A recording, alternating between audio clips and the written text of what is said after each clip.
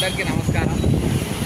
ఈరోజు Mariya educational society చనిపోయినటువంటి వ్యక్తులు ఆంథనీ పౌలోస్ నిన్న చనిపోయింది 99 1990 జూలై 3వ తారీఖు చనిపోయిండు. అటువంటి వ్యక్తి యొక్క మరియా ఎడ్యుకేషనల్ సొసైటీని ఇక్కడ Allam Arogyareddy archdiocese of Hyderabad house number 91 Sardar Patel రోడ్డులో ఉన్నటువంటి ఈయన ఇక్కడ మొత్తం దొంగ సంతకాలు పెట్టించి Anthony Paulose vice president Maria education society register number 1996/1983 ఈయన 2/7/1990లో మరణించాడు.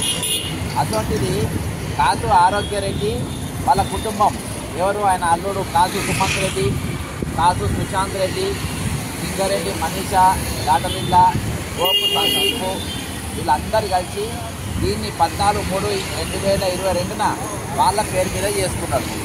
ఇక ఇందులో ఏ విధంగా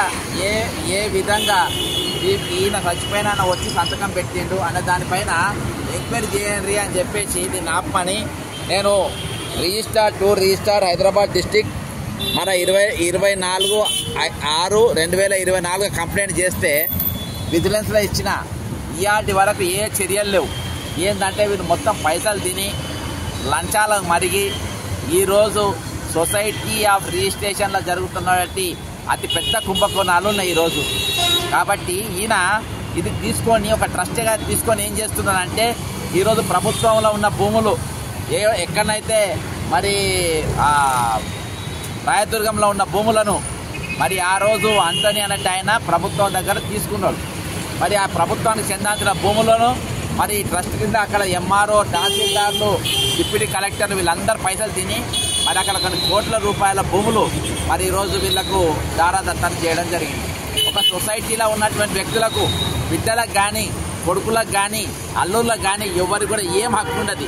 అటువంటిది వాళ్ళ బిడ్డ షీన్ అనేట ఆమె, షీజీ అనేట ఆమె ఇద్దరు ఆ మరియా ఎడ్యుకేషన్ సొసైటీల సంబంధం లేనప్పటికీ వాళ్ళకి కేవలం 3 ప్లాట్లు ఉంటే తక్కిన దాదాపు 19 భూములు ప్లాట్లు వాళ్ళు అక్రమంగా రిజిస్ట్రేషన్ చేసి ఈరోజు అమ్ముకోవడం జరిగింది. ప్రభుత్వ పరంగా ఉండాల్సిన భూములు ఈరోజు పేదలకు తగ్గాల్సిన భూములు వాళ్ళకి ఇయనికి ఏడుస్తారు.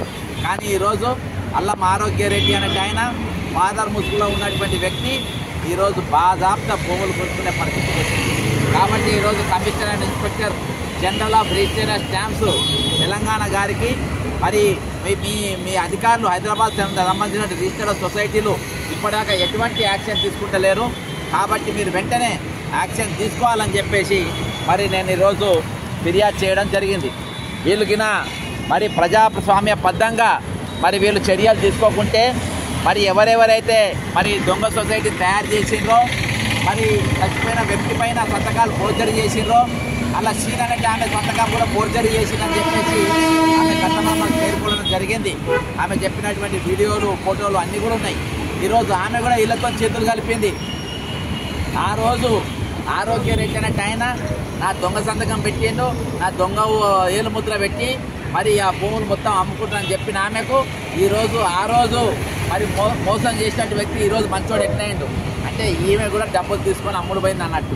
అయితే దీనిపైన ఖచ్చితంగా రిజిస్టర్డ్ సొసైటీస్ ఏదైతే ఉందో దొంగ రిజిస్ట్రేషన్ చేసిన వాళ్ళను వీళ్ళపైన ఆరోగ్యరెడ్డి కుటుంబం పైన మార్చిన వాళ్ళను ఖచ్చితంగా చర్యలు తీసుకోవాలని చెప్పేసి మేము డిమాండ్ చేస్తున్నాం.